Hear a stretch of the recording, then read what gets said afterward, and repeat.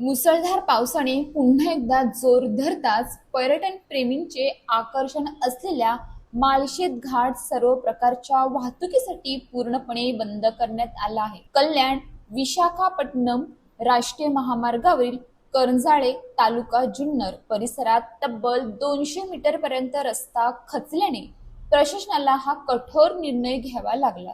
पुण्याचे जिल्हाधिकारी जितेंद्र दुड्डी यांनी सुरक्षेच्या दृष्टीने घाटातील वाहतूक बंद करण्याचे अधिकृत आदेश दिले आहेत. यापूर्वी 24 जुलैला याच ठिकाणी रस्ता काही प्रमाणात खचून सुमारे 10 फुटांचा मोठा खड्डा पडला होता. त्यावेळी प्रशासनाने केवळ हलक्या वाहनांना संथ गतीने मार्गक्रमण करण्याची परवानगी दिली होती.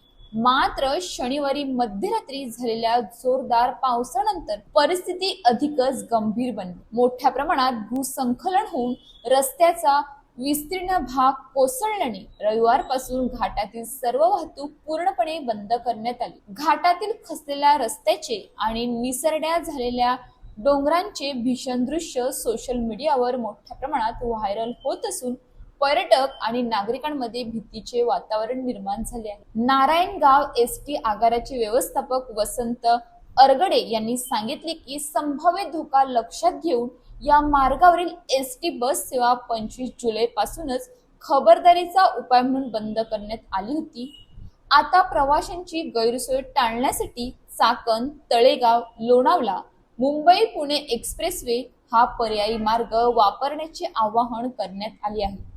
या घटनेनंतर पुण्याचे जिल्हाधिकारी यांनी ठाणे जिल्हाधिकारी ओतूर व आळेफाटा पोलीस ठाणे तसेच राष्ट्रीय महामार्ग विभागाच्या संबंधित अधिकाऱ्यांना तातडीने पत्र पाठवून दुरुस्ती आणि वाहतूक व्यवस्थापनासाठी समन्वय साधण्याचे निर्देश दिले आहेत. घाट रस्ता सुरक्षित होईपर्यंत नागरिकांनी आणि पर्यटकांनी या मार्गाने प्रवास टाळावा असे प्रशासनाने स्पष्ट केले आहे. निकृष्ट कामाचा पाऊसच सर्वात मोठा परीक्षक. दरवर्षी कोट्यवधी रुपये खर्च करून रस्त्यांची कामे केली जातात, उद्घाटने होतात, फीत कापल्या जातात, दर्जेदार कामाचे दावे केले जातात, पण जोरदार पावसात रस्ते खचतात, डांबर वाहून जाते आणि जनतेच्या जीवाशी खेळ सुरू होतो. याचा अर्थ पावसाने रस्ता खराब केला नाही, तर निकृष्ट दर्जाच्या कामाचे पित्तळ उघडे पाडले. जर रस्ते खरोखरच दर्जेदार असतील तर प्रत्येक पावसाळ्यात त्यांची अशी दुर्दशा का होते